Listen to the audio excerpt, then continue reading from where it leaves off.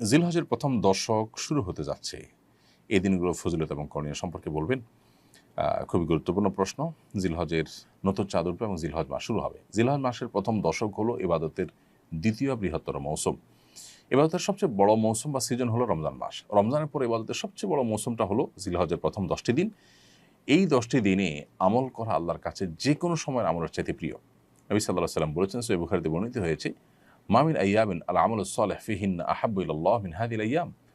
জিলহজের প্রথম দশকে আমল ইবাদত করলে এটা আল্লাহর কাছে যতটা প্রিয় হয়, অন্য কোনো সময় আমল ইবাদত করলে সেটা আল্লাহর কাছে এত প্রিয় হয় না। এজন্য এই দিনগুলোতে বিশেষভাবে আমাদের আমলের প্রতি মনোযোগী দিতে হবে। স্পেশালি জিকির বেশি বেশি করার পরে কোরআন সূরায় তওবাতে আল্লাহ নির্দেশ করেছেন এবং সেই সাথে আইয়ামে তাশরিকের দিনগুলোতে তাকবীরে তাশরিক স্পেশালি বেশি বেশি করে পাঠ করা, আল্লাহু আকবার, আল্লাহু আকবার, লা ইলাহা ইল্লাল্লাহ, আল্লাহু আকবার, আল্লাহু আকবার, লিল হামদ। ৫ ওয়াক্ত নামাজের পরে একবার করে পাঠ করে নারী পুরুষ সবার জন্য কর্তব্য। এটা হলো আইয়ামে তাশরিকে ৯ জিলহজ বাদ ফজর থেকে নিয়ে ১৩ জিলহজ আসর পর্যন্ত।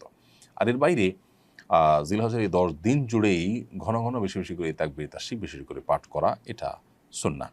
এবং সেই সাথে এই দিনগুলোতে আপনার নফল রোজা রাখা, প্রথম ৯টা দিন নফল রোজা রাখার পরেও আপনার বর্ণিত হয়েছে, গুরুত্ব আরোপ রয়েছে। এবং সবচেয়ে গুরুত্বপূর্ণ আমল হলো কোরবানি করা, হজ করা এই দিনগুলোতে।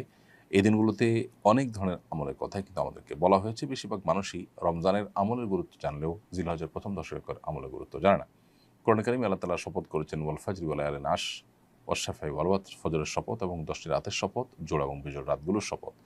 এই আয়াতের ব্যাখ্যায় বিশ্ববিখ্যাত তাফসীর কারক ইবনে আব্বাস রাদিয়াল্লাহু তাআলা আনহু বলেছেন, এখানে মূলত জিলহজের প্রথম 10টি রাতের কথা আল্লাহ তাআলা ইঙ্গিত করেছেন, শপথ করেছেন। তার মানে এই 10টি রাতের গুরুত্ব এবং মর্যাদা আল্লাহর কাছে এত বেশি, যেগুলোর নামে আল্লাহ তাআলা শপথ করেছেন। তো সেজন্য সেগুলোর উপর আমাদের বিশেষভাবে দায়িত্বশীল হতে হবে। রাফিদুল ইসলাম মুন্না লিখেছেন, কোরবানির 10 দিন আগে নখ কাটা যাবে কিনা? কোরবানির 10 দিন আগে তো নখ কাটতেই পারবেন। কোরবানির আপনার চাঁদ দেখা যাওয়ার আগে চুল, নখ ইত্যাদি কেটে কোরবানির পর্যন্ত সেটা আর না কেটে থাকা, এটাই হলো নির্দেশ না। অতএব 10 দিন আগে, তার মানে পহেলা জিলহজ শুরু হওয়ার আগে আমরা চুল, নখ ইত্যাদি কেটে শেষ করব, সেটা ঠিক আছে।